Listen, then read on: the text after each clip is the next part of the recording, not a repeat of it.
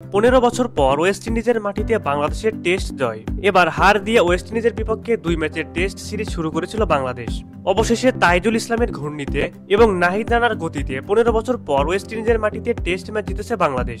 মঙ্গলবার 3 ডিসেম্বর জ্যামাইকার কিংস্টনের সেবাইনা পার্কে বাংলাদেশ তুলে নিয়েছে 101 রানের ব্যবধানে বড় জয়। এতে টাইগার বাহিনী সিরিজ শেষ করেছে 1-1 সমতায়। প্রথম টেস্টে বড় হারের পর ঘুরে দাঁড়ানোর লক্ষ্যে দ্বিতীয় ও শেষ টেস্ট ম্যাচে টস জিতে আগে ব্যাটিং করতে নামে বাংলাদেশ। কিন্তু জ্যামাইকা টেস্টে নিজেদের প্রথম ইনিংসে 164 রানে অল আউট হয় তারা। দলের হয়ে সর্বোচ্চ 64 রান করেন ওপেনার সাদমান ইসলাম।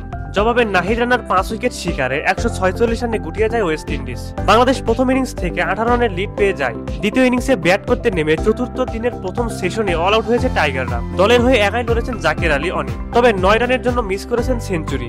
জয়ের জন্য ক্যারিবিয়ানদের টার্গেট দাঁড়ায় 287 রান। 5 ছক্কা ও 8 চারে 91 রান করেন জাকের আলী অনেক। এছাড়া সাদমান 46 ও মেহেদী হাসান মিরাজ করেন 42 রান।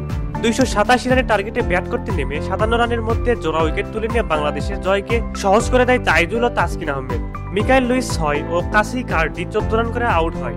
তবে কেভাম হজ ও ক্রেইগ ব্রাফেটের ব্যাটে ঘুরে দাঁড়ায় ওয়েস্ট ইন্ডিজ। তবে এই দুই ব্যাটারকে সাজঘরে ফিরিয়ে বাংলাদেশকে ম্যাচে ফেরান তাইজুল। ব্রাফেট 43 ও হজ 55 রান করে আউট হন। তাদের বিদায়ের পর আর কেউ থিত হতে পারেননি উইকেটে। বাঁহাতি স্পিনার তাইজুল ইসলামের ঘূর্ণিতে নিয়মিত বিরতিতে উইকেট হারিয়ে 50 ওভারে 185 রানে অল আউট হয় ক্যারিবিয়ানরা। তাইজুল নেন 5টি উইকেট। এছাড়া তাসকিন ও হাসান মাহমুদ নেন 2টি করে উইকেট। প্রসঙ্গত 2009 সালের সাফল্যকে ছাড়িয়ে গেল বাংলাদেশ। সেবার ওয়েস্ট ইন্ডিজে 2টি টেস্ট জিতেছিল টাইগার বাহিনী। এতদিন কোন পঞ্জিকা বর্ষে এটাই ছিল সেরা সাফল্য। এবার জিতল 3টি ম্যাচ। পাকিস্তানকে তাদেরই মাটিতে 2 ম্যাচের সিরিজে হোয়াইট ওয়াশ করেছিল বাংলাদেশ। সব মিলিয়ে এই বছর দেশের জয় হলো 3টি টেস্ট ম্যাচ।